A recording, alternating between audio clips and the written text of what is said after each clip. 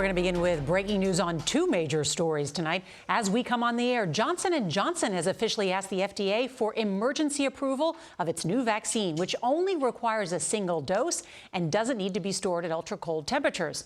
Government authorization of the new shot could come as soon as next week, adding millions of additional doses to the nationwide supply of vaccines.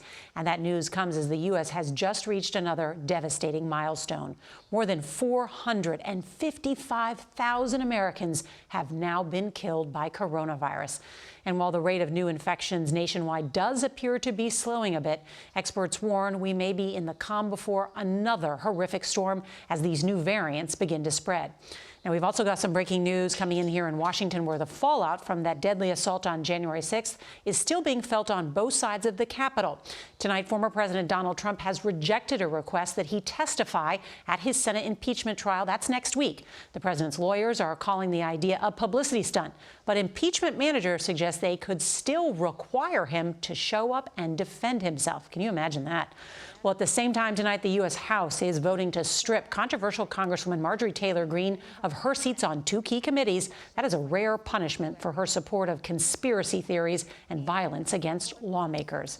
We have a lot of new reporting tonight. We've got our team of correspondents standing by to cover it all. CBS's Kris Van Cleave is going to lead off our coverage tonight from the Capitol. Good evening, Kris.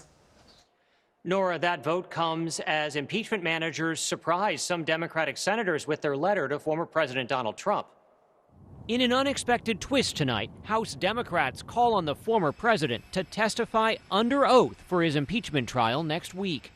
Citing Mr. Trump's lawyers, who earlier this week echoed his baseless claims of election fraud, Democrat Jamie Raskin wrote Mr. Trump's testimony was necessary because his lawyers had denied many factual allegations set forth in the article of impeachment.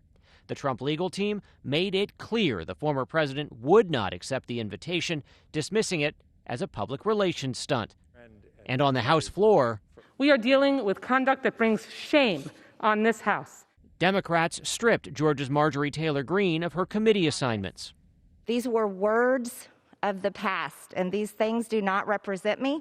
After she tried to walk back a host of controversial comments, denying 9/11. And the so-called plane that crashed into the Pentagon. I also want to tell you 9/11 absolutely happened.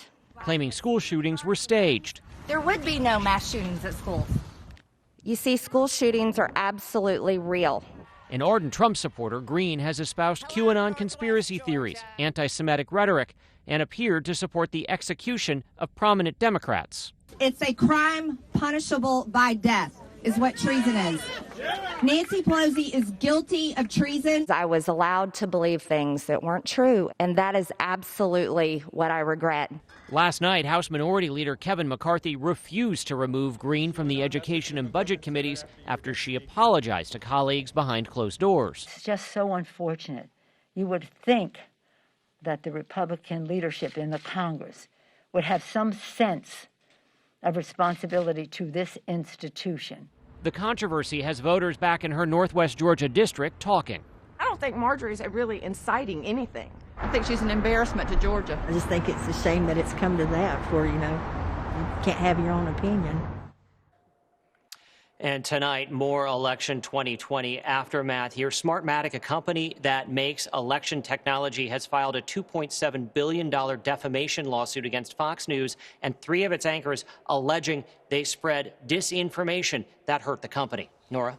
That fallout continues. Kris Van Cleave, thank you.